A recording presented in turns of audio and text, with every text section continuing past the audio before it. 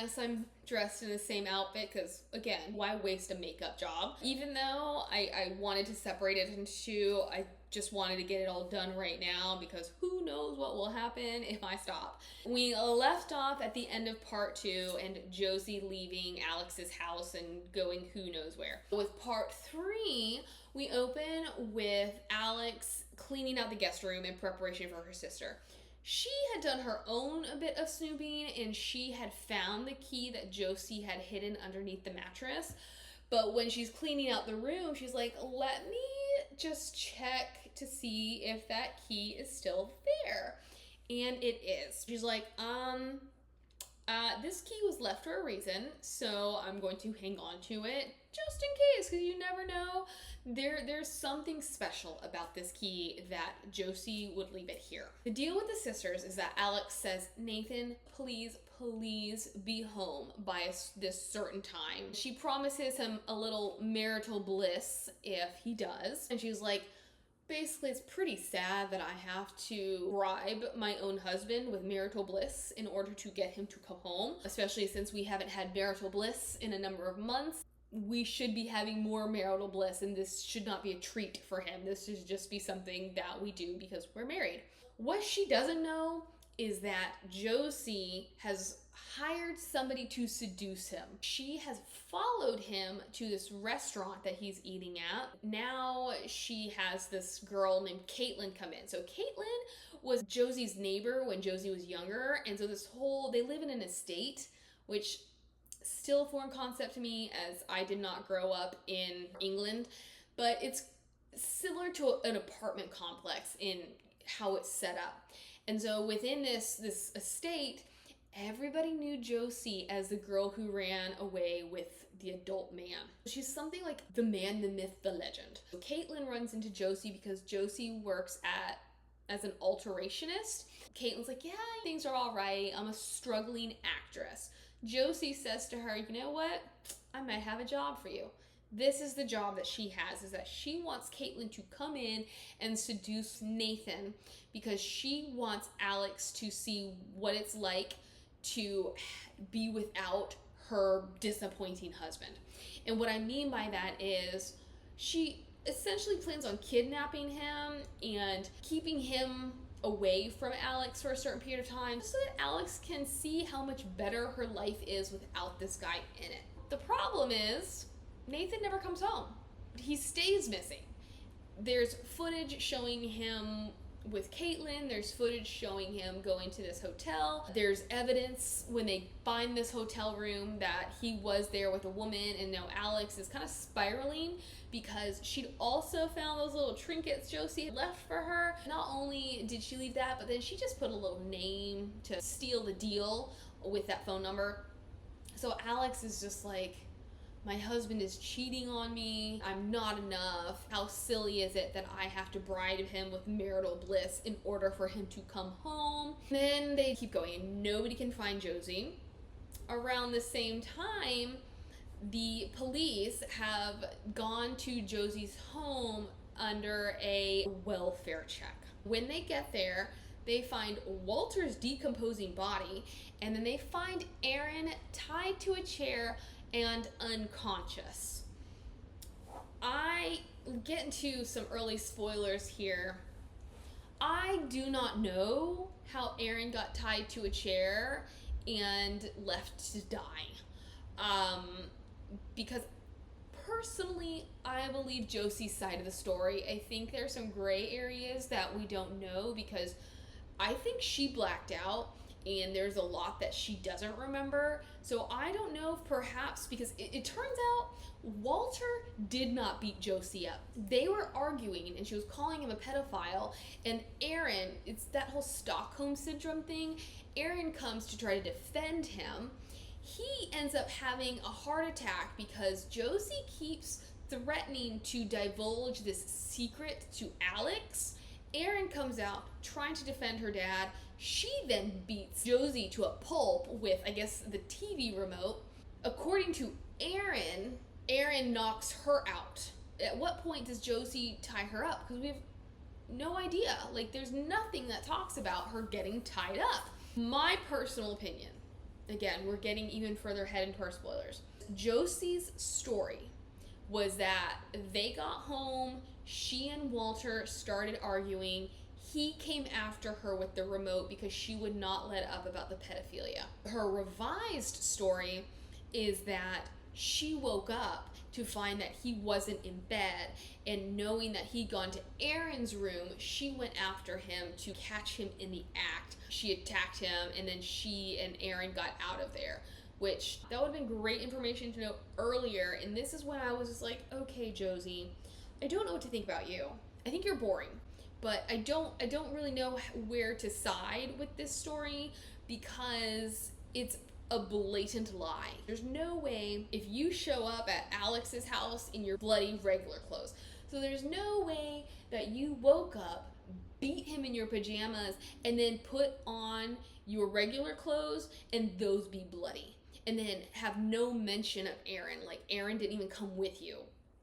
So I don't know. I mean, I kind of like that Jewell did something so blatantly dumb and like nonsensical, but it didn't tick my boxes. What I believe is that Erin, having this unnatural attachment to her father, went after her mother, and then, kind of another spoiler, Roxy shows up, which, could I please have gotten a better explanation as to why she randomly shows up? My thought is that somehow Roxy stumbled across this scene.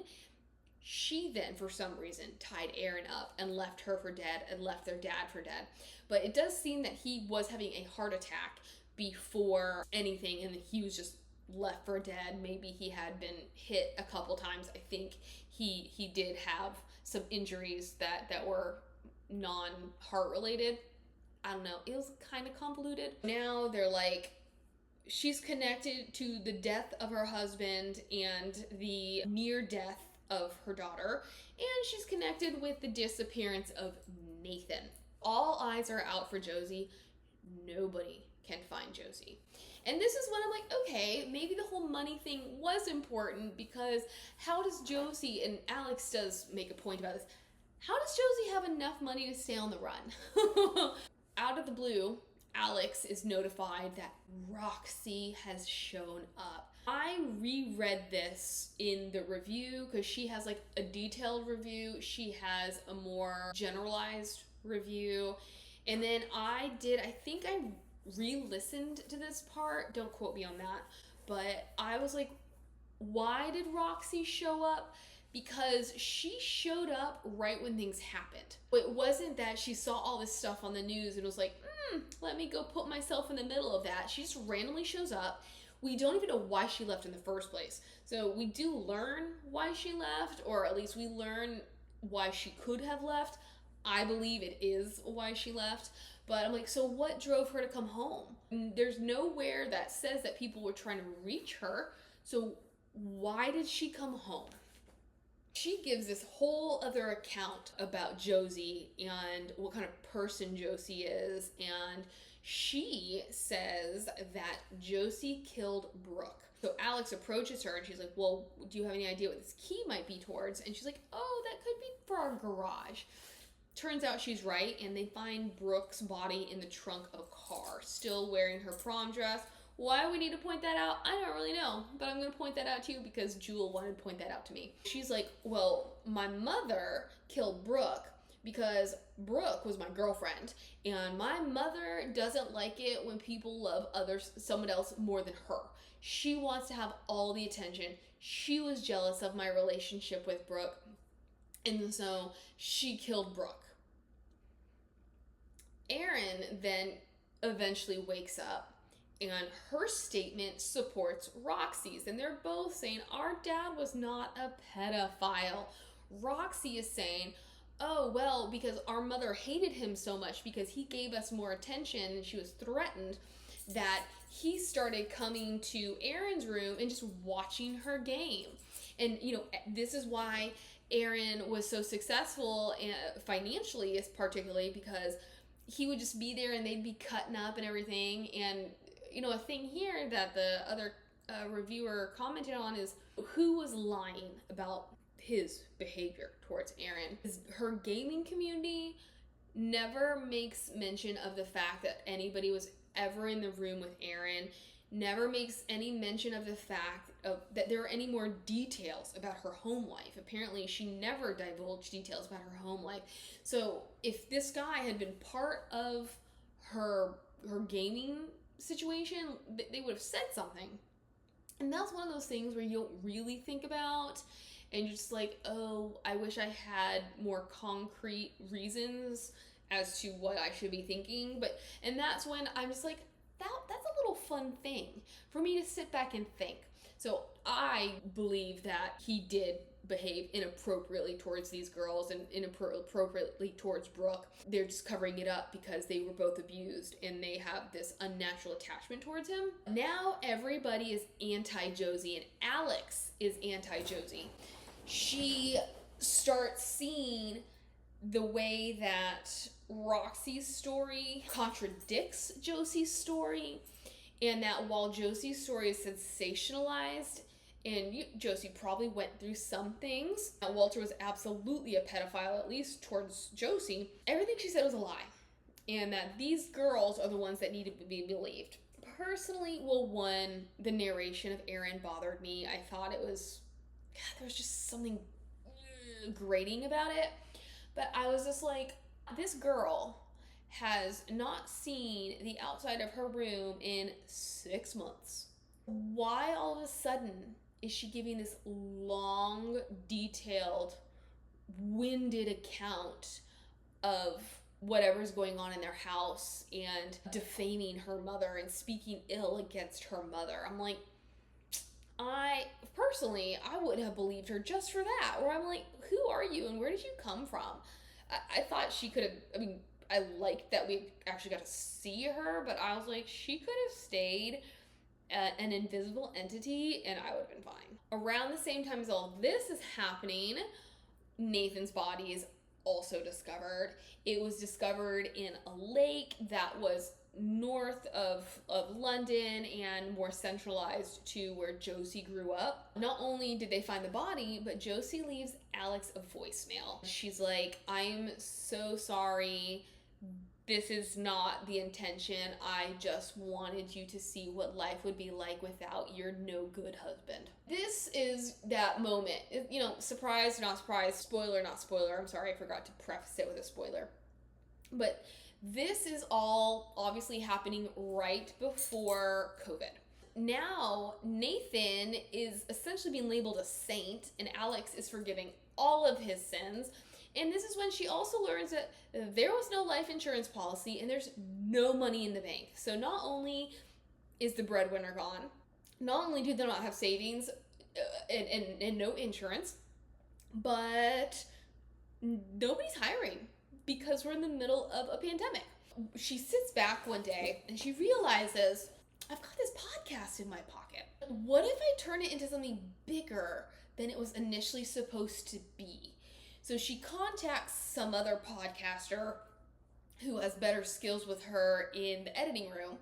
And she's like, hey, this is what I want to do. This podcast, Birthday Twins, or Hey, We're Birthday Twins, becomes a huge hit. Netflix contacts her about making it a documentary series, and then that becomes a huge hit. But at the last episode of the podcast, she has a note for Josie, and she's like, so here's the thing. You are not a victim. You are evil, and you are a bad mamma jamma. I hope you get your justice. You are a terrible person. My only thing here is normally when you're writing and you do shorter and shorter chapters, it speeds things up.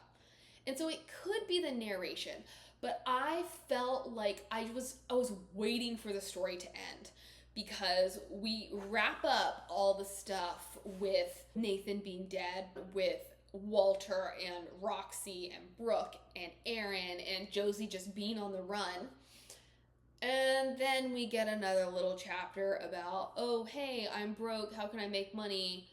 Let's turn my podcast into something. And then, oh, hey, now we're going to have another little quick note about, well, we're turning it into a documentary series. And then, oh, well, we heard from Josie. And then, oh, here. And I was just like, when are we finishing? There were far too many end steps for me. I would have been fine with what happened to Josie. Like, how did this woman with no skill set, no people skills, very little money, and who very well may be a psychopath and a serial killer, how did she escape? How does nobody know where she is? I thought that would have been an interesting ending. Maybe not fulfilling, but an interesting ending. We continue to go. We continue to drag it on. So we're actually in part 4. Like, when it came to learning about how she has no money and doing all that stuff, we're in part 4. We have a little side note that says, well, you know what, Josie, she wrote Alex a letter. In this letter, she apologizes and she says that Nathan's death was an accident. She'd accidentally overdosed him because she knew the proper dosage for him, but he was essentially being so annoying and the dosage wasn't working that she overdosed him. She gave him a little too much and he died. But now we are 16 months later and we are with Josie. So she's in an obscure town, she's dyed her hair blonde, and she's on the bus. And these two girls get on the bus, and they're talking about the documentary, the Netflix documentary. And they're both like, this is so crazy, I can't believe this would happen, like, these people are absolutely insane. And then one girl says, do you believe the daughters? 'Cause I think there's something off about them. So now we have that seed planted. If it hadn't already occurred to you before, you have a definitive seed planted that maybe Josie's not crazy. Maybe Josie didn't actually do those things. Maybe you got to take what she did say with a grain of salt, or what other people are saying with a grain of salt. But maybe Josie really was truthful about everything she told Alex. Girls get off the bus, and Josie is left thinking. She's left thinking back on events, and particularly the events of the night when Brooke died. Because according to her, she had come home and she found Roxy kind of standing over Brooke's body, crying, saying, oh, I didn't mean to. Erin is there, and she has no clue what to do. Walter steps in, and he's like, all right, well, we're going to band together and dispose of this body, which is when they then put it in the trunk, which is why whenever Josie would threaten to tell Alex the truth, he'd be like, but we're all going to go to jail. Absolutely do not do it. The insinuation is that, or not even an insinuation, but what Josie lets us know is that, what was it? Maybe, I don't know, maybe it was an insinuation. It doesn't matter. It's 1:30, so we're getting through this. Is that Roxy, remember her volatile tendencies, when she learned about the relationship between her father and Brooke, whatever that her relationship with Brooke actually was, because Brooke's mother was like, I didn't know she was into girls. So whatever their relationship was, whether it was a friendship or something romantic, Roxy did not like the fact that Brooke had slept with her dad. And this could also stem from the fact that she'd been molested by her father. So, she's territorial about him. What we're left with in the end is Josie saying, I was a good mother. I took care of my kids the best way I knew how. Was it the right way? Could I have done things differently? Absolutely. But when it came down to it, I took care of my children. By that, what she means is she lied to protect her girls. Roxy had threatened her when she left that if she ever told the truth, she would pin the blame on Josie, which is what she ultimately did. So when Roxy left, she didn't tell anybody. She didn't tell anybody why Roxy left. She didn't tell anybody about Brooke, period. She didn't tell anybody about what was happening between Walter and Erin. And even when it came to the night when she got beat up, she didn't tell anybody that Erin was part of it. She was protecting Erin as well. And so I thought there were so many layers and it was so multi-dimensional. I really liked that. I just wish the characters had been a little bit more interesting. And I gotta say, I stopped liking Alex towards the end. I think it's because I didn't like the way she turned on Josie. But at the same time, I liked that we were all questioning the veracity of Josie's statements and what we've been fed this entire novel. So I can see why Alex, bitter and angry that Josie murdered her husband, would turn on Josie and would be like, she's pure evil and everything she told me was a lie. But I expected more from Alex in a way. I thought that she would be able to see the truth, whether she liked it or not. And so I got a little annoyed by Alex because she became singularly focused. Where's all this journalistic, not integrity, but this journalistic mindset of like learning the truth, getting all sides, kind of being a little bit impartial, which I know she can't really do, so ignore everything I say. But yeah, this, the book was something else. I definitely recommend trying it just because it's a well-crafted book, but it's not something that's going to be on the top of my top 10 list. But thank you for joining me for part 2. Thank you for joining me for part 1, and I'll see you around. Bye.